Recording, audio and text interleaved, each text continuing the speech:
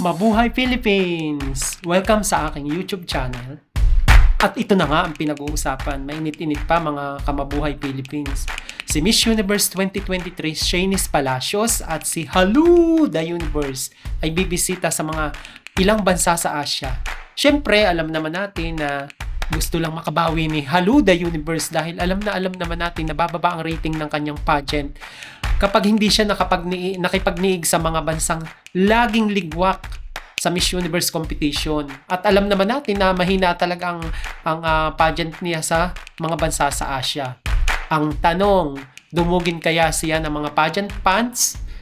Narito nga yung mga schedule na mga bansang kanyang bibisitahin. Unang-una na dyan binisita niya ay ang Hong Kong noong March 31. Alam naman natin na ang Hong Kong ay walang interes sa pageant na ito kasi simula nung 1994, sa pagkakaalam ko kasi nung napanood ko yung dito ginanap sa Pilipinas, yun yung huli na ang Hong Kong ay lumahok sa Miss Universe Beauty Pageant. Simula nun hindi na nasundan. So talagang mahinang-mahina ang Miss Universe Beauty Pageant sa Hong Kong. Pangalawa na bibisitahin niya ay ang Thailand. Ang Thailand na kung saan na-meet niya si Miss Universe first runner-up na si Antonia Forsyth from Thailand.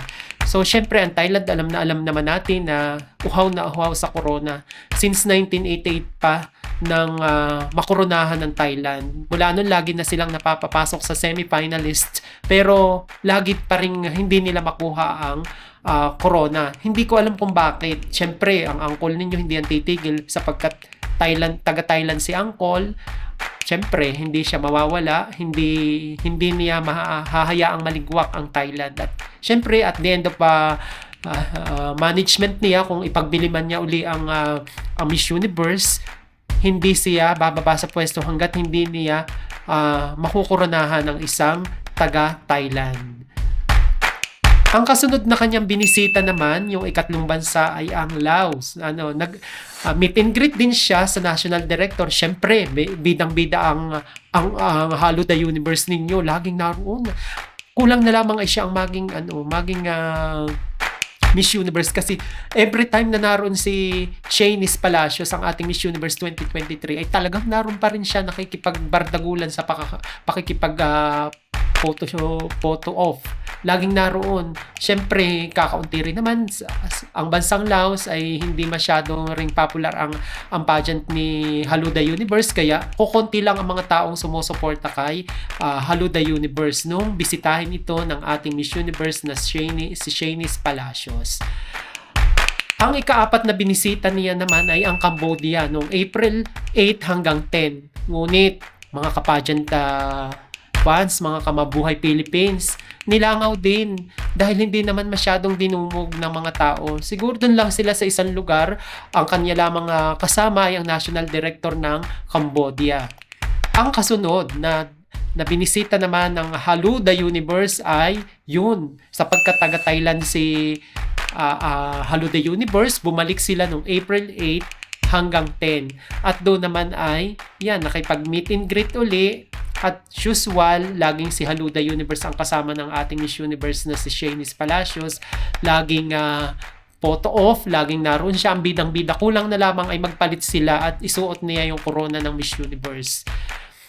Pagkatapos na mag-meet and greet uli sa Thailand, ay pumunta naman siya sa China. Alam naman natin na ang China ay talagang hindi rin popular ang kanyang pageant, ang Miss Universe. Huli kong nabalitaan at huli kong napanood na ang China ay pumasok sa semi-finalist nung panahon ni Ariela Arida noong 2013 at saka noong 2017 nung panahon ni Demi Nel Peter. Kaya pinalalakas niya. Minute and greet din niya ang National Director. Siyempre, sa isang lugar lang, walang mga tao, kaya hindi rin naging popular si Shanice Palacios. At yan nga, pumunta uli siya sa Thailand at doon ay nag-press conference. Hindi naman pinakita ang mga tao, kaya siyempre sa tingin ko, nilangaw talaga yun. Mayroong isang interpreter na nag-i-interpret ng mga sinasabi. Siyempre, tayo naman mga pageant vlogger, mga pageant lover, mga taga Mabuhay Philippines, hindi tayo masyadong tumitingin doon sa iniimik. Basta ang gusto lang natin, naiintindihan niya, na-express niya ang sinasabi sa atin, maligaya na tayo. Ang sumunod naman niyang binisita ay ang Malay Mo, Malay Ko, Malaysia noong April 20, 2020 hanggang 22. Ngunit wala akong masyadong naipakitang footage kasi alam naman natin na ang Malaysia ay hindi rin popular ang pageant ni Halu the Universe. Nito ngang mga nakaraang taon, nung last year, ang kanilang representative ay napalitan ng national director kasi ang national director ng Malaysia ay national director din ng Indonesia. Sa Indonesia, nagkaroon ng controversial kaya pinaltan ang national director ng Malaysia. Iisa bali yung naging national director nila. Kaya bago pa lang uli ni Halu the Universe palalakasin ang kanyang pageant sa Malay Mo, Malay Ko, Malaysia. Sumunod naman ay na binisita ng ating Miss Universe, kasama syempre si Halu the Universe, ay ang bansang Indonesia. Indonesia, we did it. Yun yung popular na naririnig ko sa Indonesia. So syempre, mayroon din syempre ditong issue kasi nung yung inalis na yung franchise dito sa Puteri Indonesia. Ang Puteri Indonesia ay ito yung napakatagal na naghahawak ng franchise ng Miss Universe Indonesia. Pinaltan, kaya na iba ang nagmamay-ari. Pero so sad, nagkaroon ng controversial doon sa ipinalit ni Halu the Universe. Kaya ngayon hindi nga dapat pa mai-send yung kanilang representative dahil sa anomalyang nangyari. Pero pinanindigan ni Halu the Universe na yun na lang ang ipadala. Kaya yun pa rin ang pinadala despite na nagkaroon ng controversial issue. At syempre, nung napakaganda, every time na mayroon nung nananalong Miss Universe ay laging nagsusuot ng kibaya. Yung kibaya, yun yung mga yung gown na ipinasusuot ng mga taga-Indonesia sa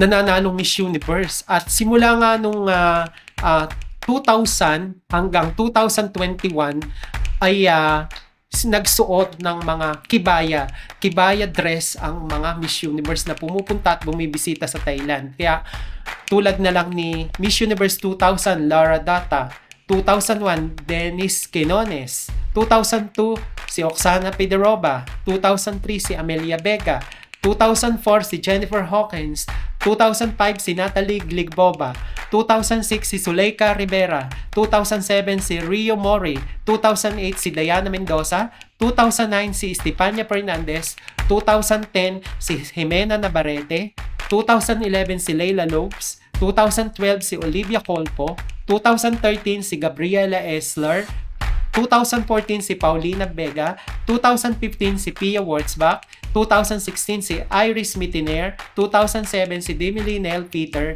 2018 Catriona Gray, 2019 Zuzi Vini Tunsi. Noong 2020, sad to say, walang pumunta, hindi nakapunta kasi nga doon sa COVID-19 pandemic. Kaya nung 2021, bumalik naman si Harnas Sando. Siya yung huling nagsuot ng kibaya ng Indonesia.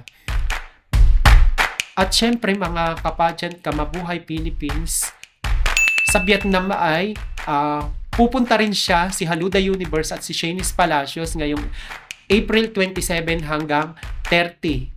At syempre, sa Mabuhay Philippines ngayong May 1 to 5, ano kaya sa palagay ninyo?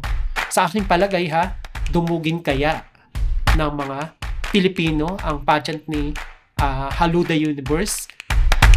Sa aking palagay, sa akin lang naman ito, dapat wag nga ipakita ng mga Pilipino na sila ay hindi sumusuporta sa pageant ni Halu the Universe. Ipakita rin natin sa kanya na tayo sumusuporta para mawala ng bias. Kasi halimbawa, nagtanim si Halu the Universe ng masamang ideya sa ating mga Filipino pageant fans, maaring hindi naman tayong walang epekto yun sa atin, pero maaring magkaroon ng epekto sa mga kandidatang lalahok sa Miss Universe, tulad na lang nung 2022, di ba? Naligwak si Celeste Cortese.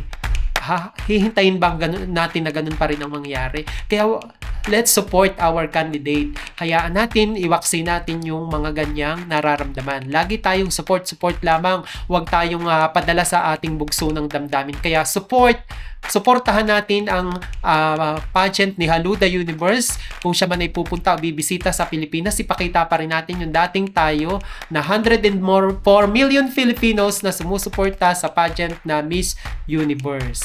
At ang huli naman ay ang Namatse India ngayong darating na May 6 hanggang 9. At tingnan natin ano kaya, suportahan din kaya ng mga taga-India ang pageant ni Haluda Universe sa kabila ng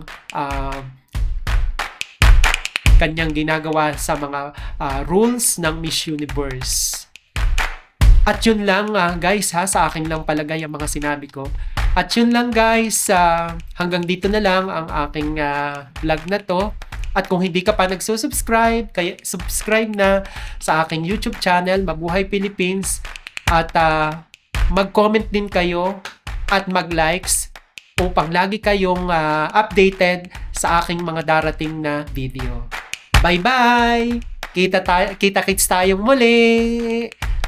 Hanggang sa susunod, paalam!